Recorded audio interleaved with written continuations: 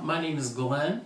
I was referred to Dr. Gielincki in 1996 by Dr. Neil Ward.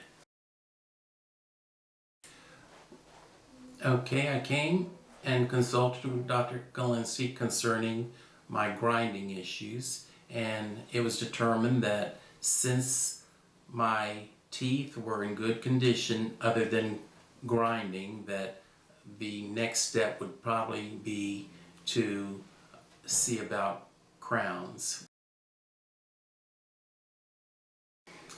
Okay, to me, Dr. Gielincki is a very friendly and pleasant person. His demeanor is great.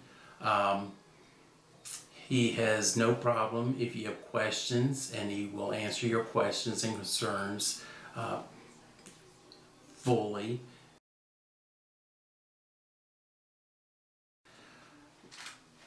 For myself, he has done outstanding work.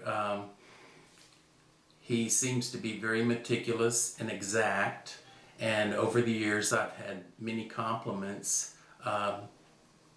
concerning my teeth. Well, after I had my crowns done, I have had any pain or many issues with my teeth since I had my crowns done in 1996.